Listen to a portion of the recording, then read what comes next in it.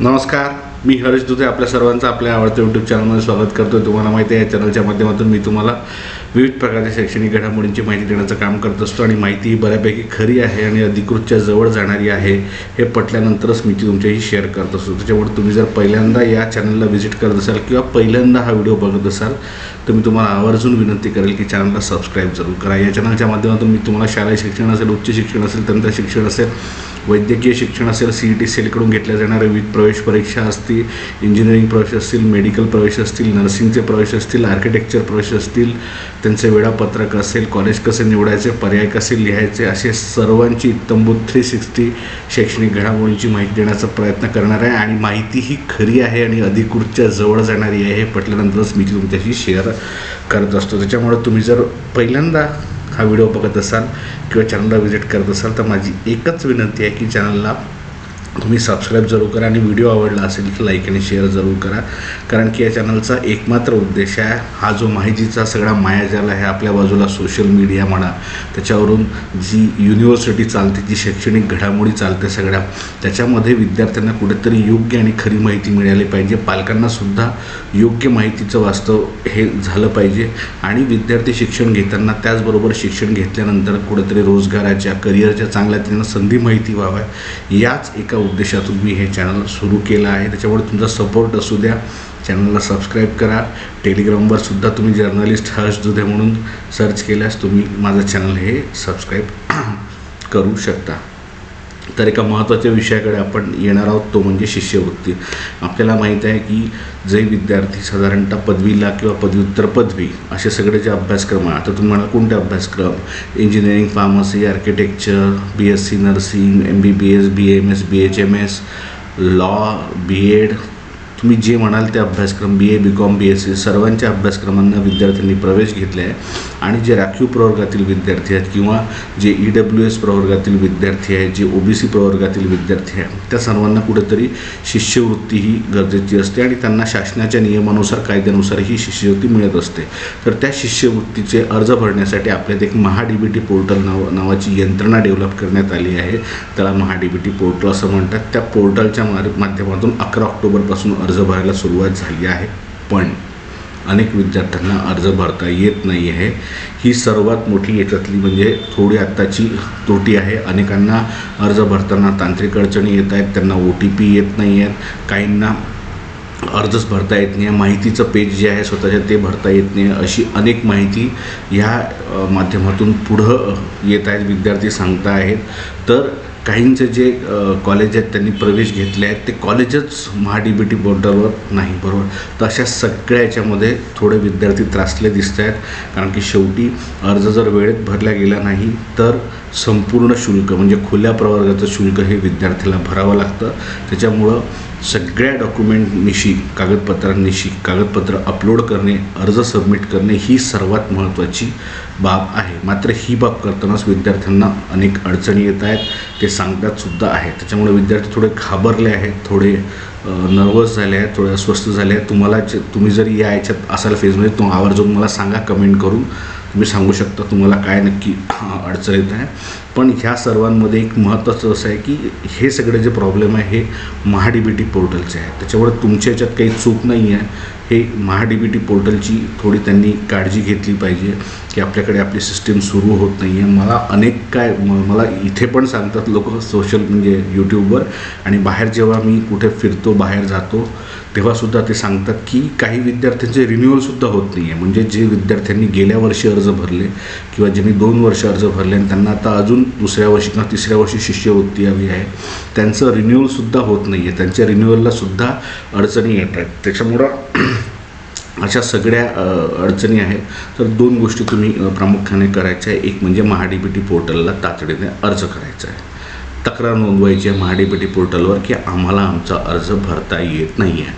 म्हणजे मी का तुम्हाला म्हणतो आहे, आणि हे कुठे आहे तुम्हाला माहिती आहे, MHA-DBT पोर्टलवर तुम्ही कॉन्टॅक्टमध्ये जा, त्यांना मेल करू शकता, मेलद्वारे तुम्हाला रिप्लाय पण येतो।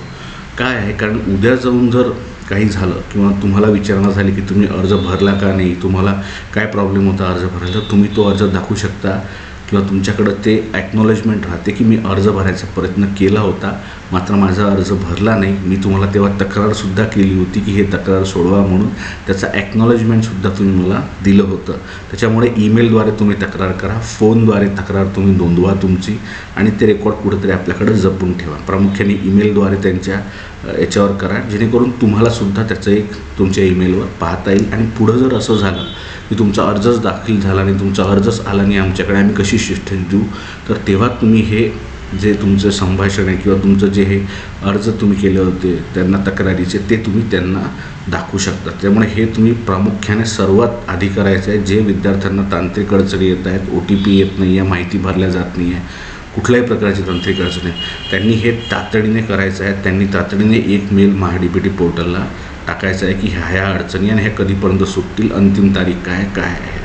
पण मला असं वाटतं की जोपर्यंत ह्या अडचणी सुटणार नाही तोपर्यंत अर्ज भरण्याची तारीख ते सुद्धा जाहीर करणार नाही अंतिम तारीख. त्याच्यामुळे तुम्हाला एक करायचं आहे, आपण सेफ राहायचं, आपण प्रयत्न केला होता हे त्यांना सांगण्यासाठी तुम्ही तातडीने एक अर्ज केला पाहिजे, जेणेकरून तुम्ही प्रयत्न केला हे सुद्धा त्याचं एक कुठेतरी डॉक्युमेंटेशन तुम्हाला राहील. आणि त्यांनासुद्धा शेवटी प्रत्येकाला लेखी पुरावे लागतात. त्याच्यामुळं त्यांनासुद्धा हे करताना पुढच्या वेळेस काळजी ते घेतील, किंवा ते सुद्धा त्यांना जेव्हा वाटेल की नाही ह्या बाबा ह्याचं खरंच जेन्युइन होता अडचण आणि यांनी आपल्याकडे तक्रार केली होती, त्यांनासुद्धा याचा लाभ सुविधा ही होणार आहे.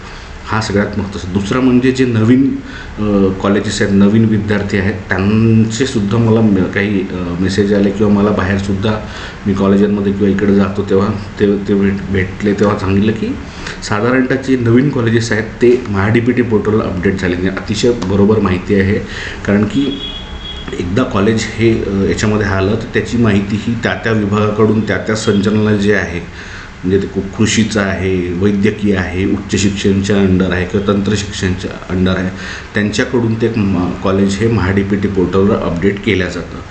आता बरोबर आहे, जे नवीन कॉलेजेस आहेत त्यांना मान्यता ही उशिरा मिळाली असू शकते किंवा मान्यता थोडी उशिराच मिळाली आहे. त्याच्यामुळं त्या कॉलेज ते अजून अपडेट झाले नाही आहे त्याच्यावर. त्याच्यामुळं बिचारे जे विद्यार्थी नवीन कॉलेजेसमध्ये असतील त्यांना अर्ज भरायचे आहेत, त्यांना हे कॉलेजच दिसत नाही जिथे क्लिक केल्यानंतर की आपण कुठल्या कॉलेजमध्ये आहे किंवा त्याचा कोड येत नाही किंवा हे त्याच्यात त्या विद्यार्थ्यांची काहीच चूक नाही आहे. म्हणून ह्या विद्यार्थ्यांनीसुद्धा एक महाडीबीटी पोर्टलला अर्ज टाकून ठेवायचा आहे. त्याचप्रमाणे आपल्या कॉलेजलासुद्धा विचारणा करायची आहे की का आपलं कॉलेज येत नाही आहे ॲटलिस्ट, किंवा याच्यावर गाफील राहून चालणार नाही. काही कॉलेज जर एकदम नवीन असतील आणि ते रिलॅक्स असतील त्यांना तुम्ही सांगा की ही जर अर्ज आमचे भरल्या गेल्या नाही तर सर्वस्वी जबाबदारी ही कॉलेज प्रमुखाची असते, प्राचार्याची असते, डीनची असते, संचालकाची असते की आपले अर्ज हे भरल्या गेलेले नाही.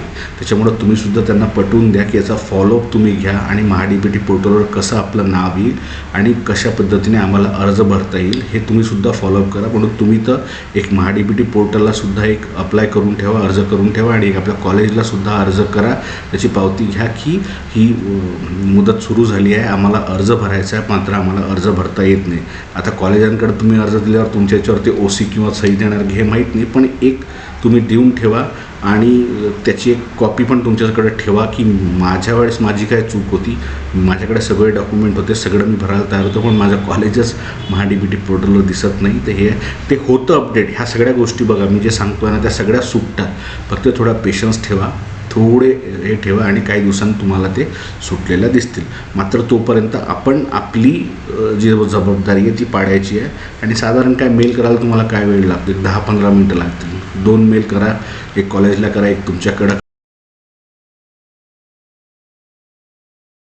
विद्यार्थी नवीन आहे ते किंवा ज्यांचा अर्ज भरला जात नाही आहे त्यांनी महाडीबीटी पोर्टलला अर्ज करून कॉलेजला CC ठेवा मेलमध्ये, असं तुम्हाला करता येईल. त्याच्यामुळे ज्यांच्या तांत्रिक अडचणी येत आहेत त्यांनीसुद्धा हे करायचं आहे, आणि ज्यांना नवीन कॉलेजमध्ये आहेत आणि ज्यांचं महाडीबीटी पोर्टलवरून अपडेट झालं आहे त्यांनासुद्धा हे करायचं आहे. तर हे खूप आवश्यक आहे, हे करून ठेवा.